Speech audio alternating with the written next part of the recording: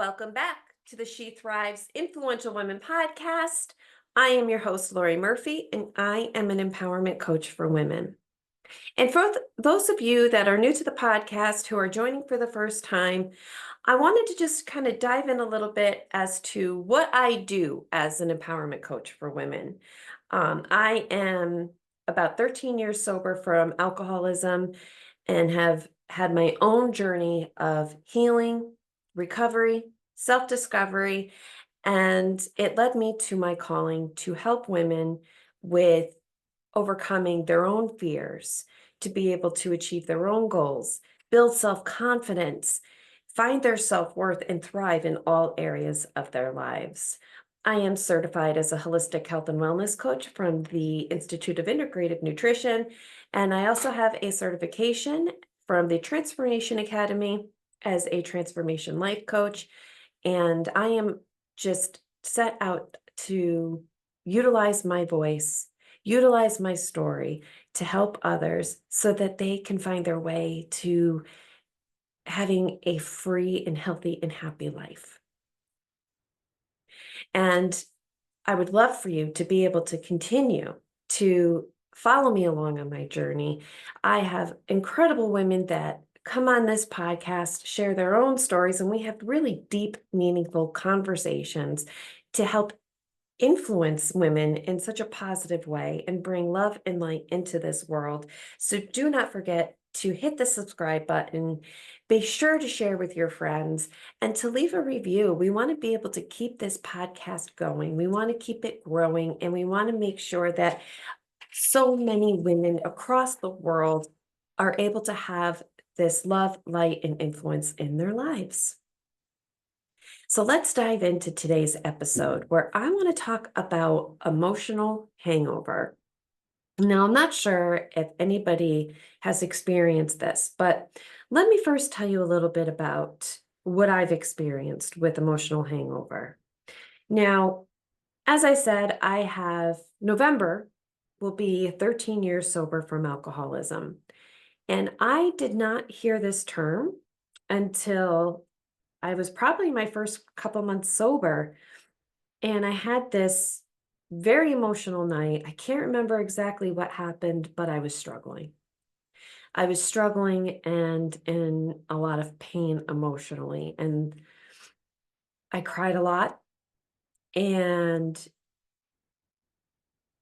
like that really intense, you know, ugly cry, right? Like I was feeling all the feelings that I didn't quite know what to do with. And the next day, when I woke up after a night of crying and crying myself to sleep and just having so much turmoil inside, I woke up the next day and I felt like I had drank.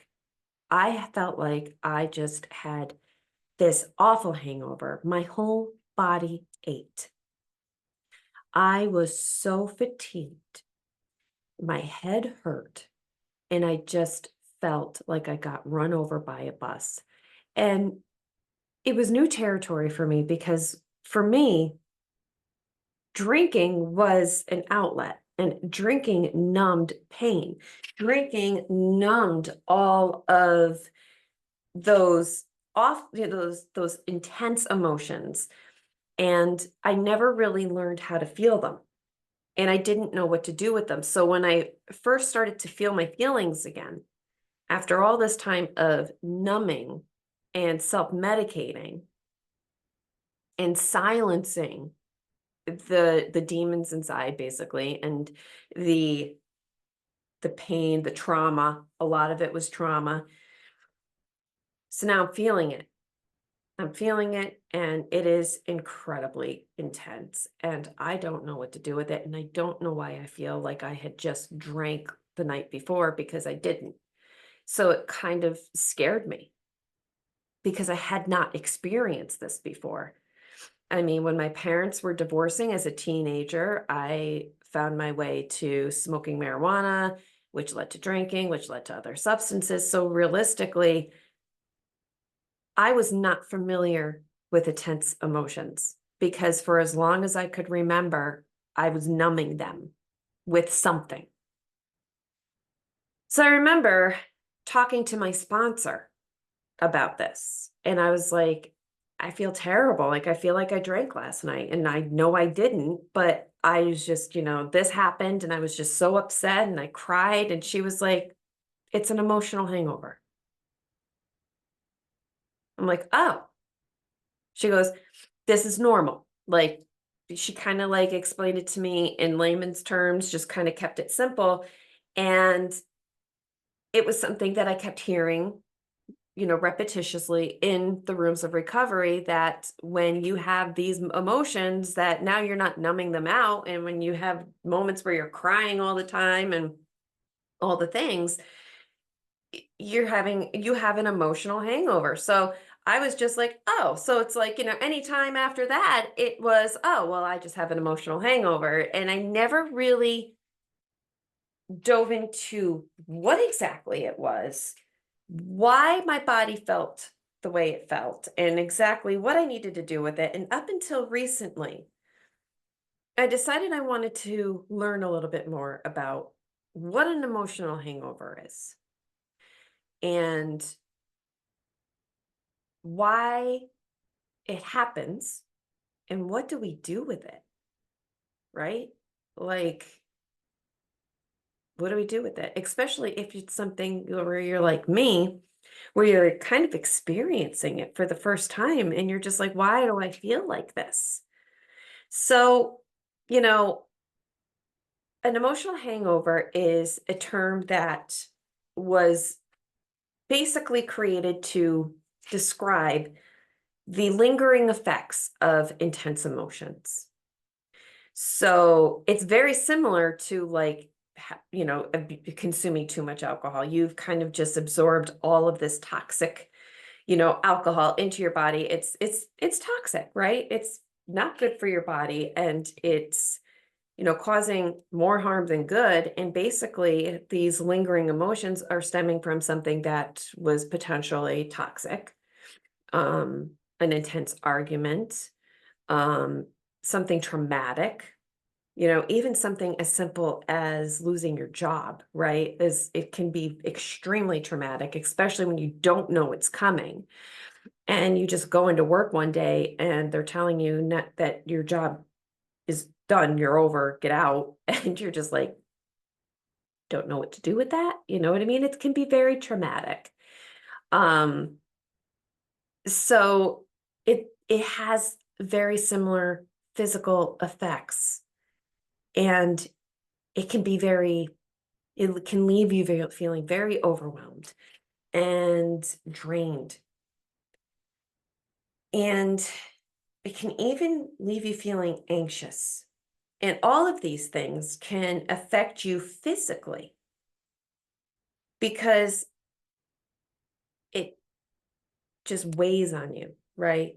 Like, you have that intense stress, that intense feeling. You've cried a lot, your head hurts, and if you feel it throughout your entire body because of that tension and because of just how that stress weighs on us, right? So, um, the thing is, it doesn't have to be some type of triggering event that might be triggering something traumatic or having like a real heated argument. Um, it could be a big life event, right? Like, sometimes something really exciting could happen. Like, you could feel emotional hangovers after having a huge life event, like purchasing a home or even getting married, or starting a new career. Something to that nature could actually, because here's the thing, it doesn't have to be bad. It doesn't have to be bad emotions that make you feel that overwhelmed and that drained, because we are exerting so much energy with our emotions and with these events. So it's not necessarily surprising that even after something really good and happy happens, that you feel the next day that headache, that drain, overwhelming feeling, and you may even feel a little bit anxious. Um, it could be as simple as even going to like an awesome concert. Like, how many of you actually went and saw the New Kids on the Block? Because they just recently performed here in Albany. I know they were up at Saratoga, I think, last night. My sister's in Connecticut. She just saw them the weekend before. And I got to tell you, I was seeing all the girls posting on Facebook from the 90s, all the women from my generation. They're all dressed up like cute 90s outfits. They're at, New Kids on the Block, and they are rip roaring, ready to go, all pumped up. They're having the time of their life. And they could have woke up this morning, even if they didn't drink a drop of alcohol, feeling like their body just got ran over by a bus and they just feel completely drained and maybe even overwhelmed. Like, that is something that could happen.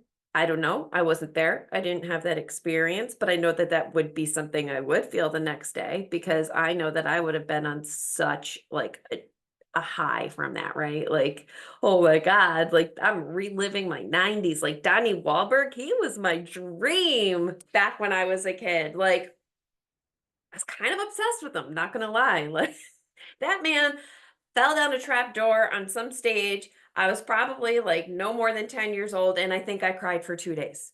Like, Donnie got hurt. Okay, like that was like my dream man right there. But all of that excitement and all of those things would come rushing back. And I would imagine that that would leave me the next day feeling completely depleted from that kind of a rush and that kind of like intensity. Um, you know, and it takes our energy, and it does. It leaves us depleted and feeling fatigued. And, sometimes when we feel that way, we are irritable.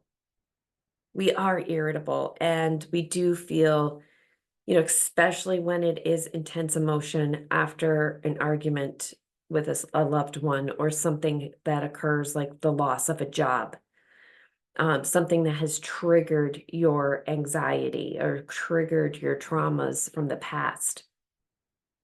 You know, those that those mental symptoms that arise, can leave us feeling confused, can leave us feeling sad, and there can be stress that's left, right? And I remember feeling exactly that when I first experienced an emotional hangover. I was very confused and very anxious, because I didn't think that that was something that I should be experiencing as a sober woman. And I didn't know that those types of things could impact me in such an intense way. So, if you know, or if you've experienced this and you know what I'm talking about, and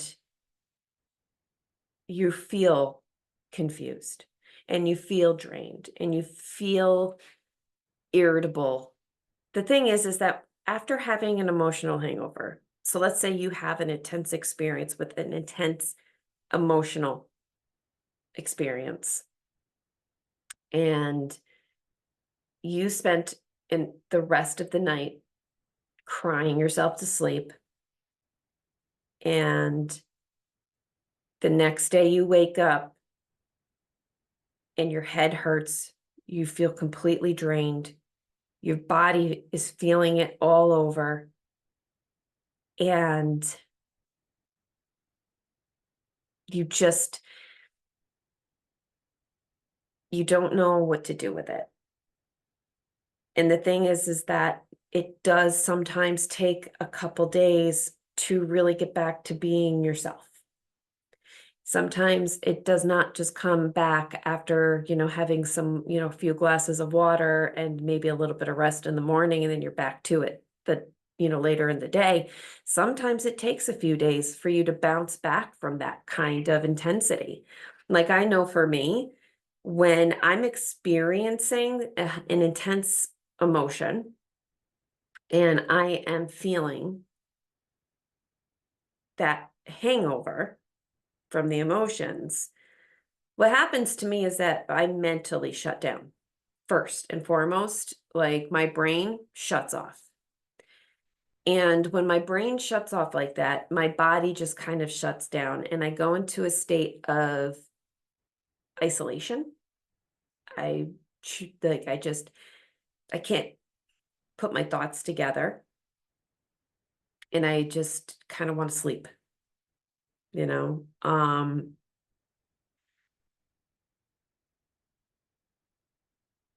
I don't know if it's always good. So what I try to do is I try not to let myself go into that state of isolation. Um, so one of the things I will say is that feeling your feelings is okay. It's okay to feel your feelings, and I really highly suggest that you allow yourself to feel them. Um, it's okay to name your emotions. Now, I remember hearing this before, and I heard giving your emotions a name. It helps you identify the emotions, basically, and what you're feeling, and understanding whether it's sadness, anger, anxiety, or exactly what your feelings are. So, this was something I kind of fell out of practice with, but if I felt anxious, like I think I named anxiety something like Andy, right? And if I felt sad, I think I named sadness Sam. So anytime I would feel a certain emotion, I would identify it with a name. And it really helped me understand what I was feeling and helped me be able to process those feelings. Um, but the thing is you have to acknowledge your feelings, and in order to and this is things that is essential to help you heal from whatever the experience was, and it does help you bounce back a little bit further, because the thing is that after having something like an intense emotion, especially if trauma has been triggered, um and you're in that state of the emotional hangover, mental and physical self-care is important, and you need to you have to take care of yourself. I definitely suggest staying hydrated, because staying hydrated, is key for everything, but definitely keep drinking water, keep yourself hydrated, and take some time to take care of yourself, so that you don't find yourself getting stuck in a place of depression, or if your mental health suffers from it. um you can put on a guided meditation. There are some great resources on YouTube. You can also download apps like Calm, and there are meditations that you can find. Sometimes you can find a 5-minute long meditation if you put it in the search. So many of them will come up, but give yourself some time to do some meditation. Do some deep breathing. Deep breathing helps release it. It helps you reduce that stress. You're releasing it. You're getting it out from the core of your belly, and you're helping yourself reduce your blood pressure. Because the thing is that if we're in a constant state of high stress, it is going to affect our cardiovascular health. Deep breathing helps with that. It helps release it. The meditation helps bring you down from a place where you might be up to the top of with anxiety and sadness. It helps calm you, because you are releasing it through deep breathing, but you're also bringing your thoughts to a happy place. You're thinking of something soothing. Sometimes when I meditate, I can see myself in a field, and the sun is warm and it's shining down on top of me. And I can just imagine my body being, absorbing that warmth, absorbing that sun and the light from my head to my toes. And it just helps me feel warm. It helps me feel safe, and it helps me relax. I have had meditations where I feel like, you know, where I've talked to God, where I've talked to Jesus Christ. I'm not saying that to be funny, and I know it might sound weird, but I do have my faith and I do believe in God, and I do believe, you know, I do believe in that.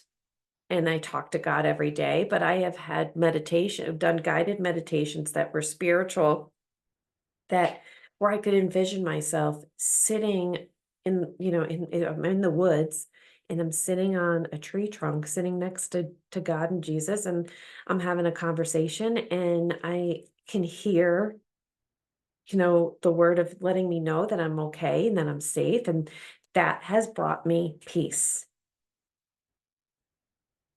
So sometimes we don't know what's going to come up when we go into a state of meditation, but it brings us to a peaceful place, and it brings us to a place of calm, and it signals happiness and safety. And that's what we need when we're in that state you know, of high intense emotions. Um, do some gentle movement. You can do yoga. I mean, you can do a gentle yoga practice, just going for a walk. It releases the stored tension from your body, because the reason you're in pain, the reason your body physically feels like it just got hit by a bus, is because your muscles are sore from being tense.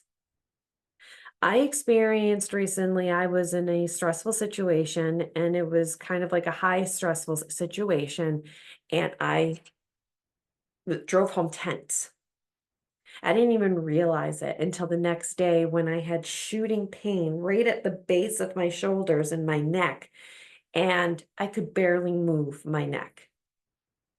And it hurt like hell, which that pain radiated into the top of my head, which led me to have a migraine, which led me to be down and out that day, because I was experiencing an emotional hangover and that tensity. So I had to take care of myself that day. Um, I had to nourish my body, make sure I stay hydrated, especially because when we are crying, we are losing water. Water hydrates us. And so we want to make sure that we are taking care of that. But we want to have nutritious foods. Like that day for breakfast, I make an acai bowl. Now, I like to use an unsweetened acai. I get it at the grocery store in the freezer section, and I make it at home so that I can control the amount of sugar that goes in it. I don't add any, but I will add some extra berries and blueberries. I always put some peanut butter in it because I'm obsessed with peanut butter, and a little bit of oat milk. And I put it in my Ninja, and blend it all up, and it's delicious, and it's full of vitamins and nutrients, and that helps. That helps because I'm giving myself something nutritious, so that I'm pretty much weaning out the toxins. That is also another thing the water will do. It helps flush out all of that toxicity, because when we experience, especially negativity, that the trauma triggering and those intense emotions. And I'm not talking about the going to the concert. It does help to stay hydrated and be nutritious and all that, and not the exciting emotions. I am kind of focusing more on the negative, just because you're more likely to feel like this in a negative situation, or a toxic situation, especially if you're dealing with a person in your life, a parent, a spouse, a sibling, a friend, who may just be unhealthy mentally and emotionally, and you're absorbing a lot of those behaviors and a lot of that toxicity. It does help keep a lot of that flushed, and you need to rest. So let's say you wake up the next day after an event like this, and you have to go to work. I'm sorry, but there are such thing as mental health days for a reason. You do get sick days for a reason. It is completely and totally okay for you to take a mental health day and stay home and rest. Take a nap, binge watch your favorite show on Netflix. Some, you know what? I've had to do that. where I've taken a sick day or a mental health day. And that is what I do. I don't look at my phone that much. I mean, I will peek at it, of course, but I'm not sitting there on my phone. I will put my favorite show on, which is Grey's Anatomy. I don't know why. I have been a Grey's Anatomy fan since day one, and for some reason, when I'm homesick, that is what I put on. I don't explain it. I put old school Grey's on. It's on Netflix, and I will binge watch season one, season two, whatever. And it takes my mind off everything, and it's kind of like my comfort. And then I will put my eye mask on and I'll take a nap. But if I have a migraine and I'm in that place where that migraine happens, because like I said, like that happened recently, I'll sit in silence. Sometimes that is the best thing for me is complete and total silence because I get overstimulated in intense situations, and that also is not good. So the peace and the quiet keeps me calm, because too much noise when I'm in that state actually overstimulates me more. So I can't have the TV on. I can't have the radio on. I can't have anybody talking to me. I need it to be silent so that I can take that overstimulation and bring it down to a place of calm. And sometimes it takes me a couple days. That's where that isolation comes in, because I have to. Other times I have to talk about what's going on. So I'm reaching out to my support network or talking to my therapist, and that's helping me get it out so that I'm not storing it in. So going now, it's time, or, another thing you can do is go out in nature. I have had the best experiences in these situations with going for a hike. I love nature. I love listening to the birds.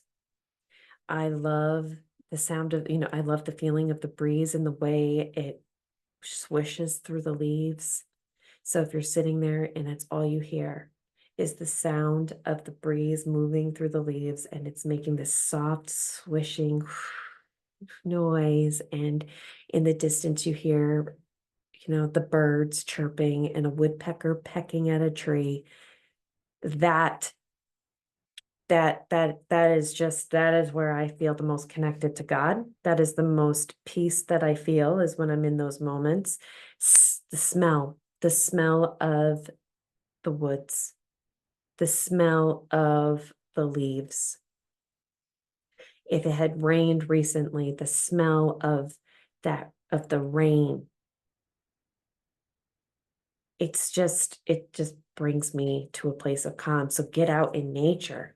Spend some time outdoors. Let the sun let that sun hit you. Get that vitamin D. Just make sure you're wearing your SPF, because you don't want to get skin cancer. Okay? Listening to music. And I'm not talking about putting on something heavy or putting something on like I am a huge 90s rap fan. Like, I love my Dr. Dre and my Snoop Dogg, but sometimes I need to put on something a little more mellow, like, Aaron Wright, and just, Dermot Kennedy, and just kind of like listen to something calming. Um, I haven't done this in about 2 years now. Like, I miss it, but painting. I remember back a couple years ago, especially when I was going through in 2018, I was really going through a lot of healing and transformation and addressing a lot of trauma. And I remember there was one day I was out with a group of friends for dinner, and I was just feeling overwhelmed and stressed. And one of them said, "Well, I have to go home because I'm going home to paint." And I said, "Can I come with you?" And I went to her house and I painted, and I felt calm and peaceful. And oh my God, did I feel so much joy. Like, it filled my heart with joy because I created something that was just random and off the cuff, but you know what I mean? It took my mind off everything. It was a healthy release. And I went to Walmart that night, picked up my own paint brushes, picked up some canvas, and I went home and I just kept at it. Next thing you know, I'm having art shows. I'm selling my artwork. It afforded me a trip to Colorado. And I got really good at it and I loved it. And I would say that that was probably my first quote unquote business, because I had people contacting me, asking me to create artwork for them. And, you know, I'd say about 2 years ago, I started falling off track with it. And now I feel like it's been probably 2 years since I've picked up a paintbrush and I miss it. But I'll tell you right now, there was nothing more healing than creating something beautiful. It got me out of myself. But one of the things I can say that I am consistent with and getting more consistent with is journaling. I journal just about every day at this point, whether it's good, whether it's bad, whatever's going on in my mind, whatever's going on in that moment. I get a lot of shit going in my head, a lot of garbage, and it just releases it. So journaling is perfect. So pick up a pen, get a journal, write it down, get it out of you, you know, and talk to people, get your support network. Like I said, get, a therapist, a coach, like that's part of that's part of what I do is I offer that safe space for my client to come and be able to talk it out, whatever they're going through, wherever they're at. They have that space to be able to come and they get a judgment-free, loving, comforting zone where they can just be able to come get it out and then get some insight. That's part of why I do what I do, because we need that support, you know? But most importantly, and this is a huge one, healthy boundaries. We gotta set healthy boundaries, you know? Um, and that's something that, again, like I have been very poor with in the past, especially because when I got sober, I didn't know what boundaries were. I don't even think I knew what the word was. So when I was first told by my sponsor, you need to set healthy boundaries, I was like, what are you freaking talking about? You know, what are you even talking about? What are boundaries? And I had to learn what boundaries were. And the thing is that not everybody likes boundaries. And people will try to push your boundaries. People will try to cross your boundaries. People that love you and value you and respect you will respect your boundaries. If they don't respect your boundaries, they don't respect you. Plain and simple. So be aware of that. It's hard, guys. I'm not even going to sit there and sugarcoat that for you, especially if it's somebody that's close to you, like a family member or a significant other. To know what to, you know what I mean? When you're in this situation, you know what to do, right? You're setting the boundaries. They're not being respected. They're constantly getting pushed. They're constantly getting crossed. You know, it comes down to a point where you have to make a choice on what's best for you. Because when people cross your boundaries, it's not good for you. It's not good for your mental health. It's not good for your physical health, because it's just a constant battle. And it just continues to get worse. Some people, you cannot, it doesn't matter how clear your boundaries are. It doesn't matter. It really just, it doesn't matter how you put it out there, what you're saying, what you're doing, what your boundaries are. They're going to constantly cross them. You could tell them, I don't want to talk anymore. You know, you could sit there, you could tell them like, I'm feeling tired. I'm feeling overwhelmed. Let's put this conversation on hold and talk about it tomorrow. I love you. I just don't want to fight with you today, or I don't want to be defensive with you. Let's talk about this tomorrow, but they keep at you and at you and at you anyway. That is not respect. That is not respect for you. That is not respect for your boundaries. That is something that's a problem with them, not a problem with you. They can't, if they don't want to address it, then you got to address it. You got to address yourself. You got to take care of you. You got to prioritize you. You got to prioritize your health. And I say this because I know what I'm talking about, because not only have I been in that situation, it's I've I've lived it and I've had to learn it, and I still have to keep remembering it. And we're human beings and we're going to fall short, and we're going to let our boundaries down at times of weakness, especially in intense emotional situations. Give yourself grace. Give yourself love. Hug yourself and tell yourself that I love you. I love you. I value you, you know, because at the end of the day, the only person who's going to take care of you is you. The only person who's responsible for you is you. No one's going to make your decisions up for you. And if you let them, most often it's not always what you need. You have to know what you need. And if you communicate it and it's not being heard, that's a whole nother ball game and a whole nother conversation.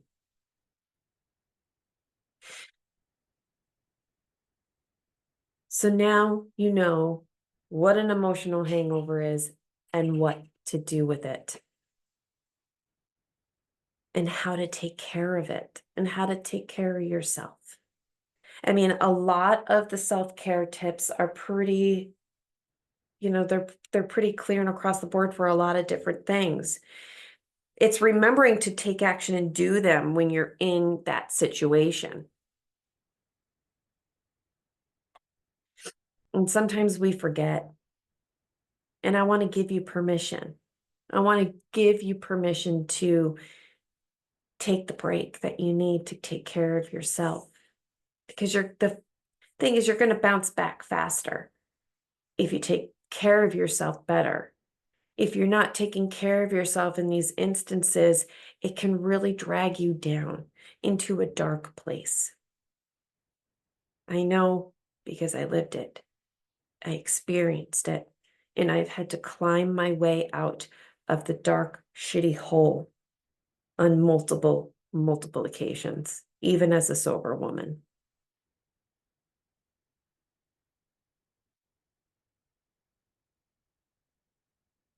It's hard.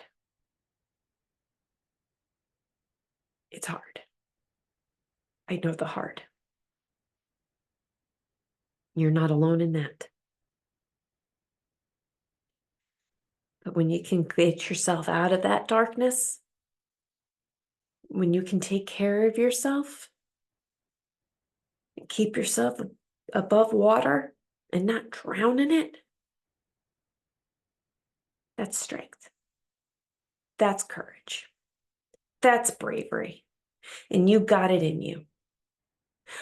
I believe that, because believe me, and once upon a time, you would have said that I was a hopeless case. Not true. There's always hope. Hang on to hope. Believe in yourself. And know there are people out there that believe in you. Thank you so much for joining me today for this episode. And like I said at the beginning of the podcast, don't forget to subscribe so that you never miss another episode. Leave a review. And if you want to discuss this, if you are going through this and you would love to be able to dive in a little bit more, and if there's any way that I can help you and be of service through this journey that you're on, send me an email at M as in Michael, C, empowerment@gmail.com, or you can find me at Facebook at Lori A. Murphy, Empowerment Coach for Women. My contact information will be in the description, but I also am going to leave a link in the description for my upcoming workshop. Now, this workshop is my very first workshop. I'm so excited for it. It's going to be on Zoom on Wednesday, August 28th at 7:30 p.m. Eastern Time. You can get your tickets on Eventbrite. Like I said, I'll post the link here. I'd love to be able to have you come join me. This workshop is going to walk you through the 4-step method of that I created and put together. It's called the 4 W's of overcoming fear. It's 4 simple steps. I'm going to take you through it.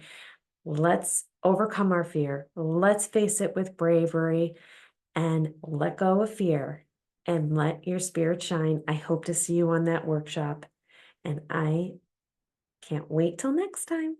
We got some exciting guests coming up, ladies. Stay tuned. I cannot wait for you to hear what's coming. Bye.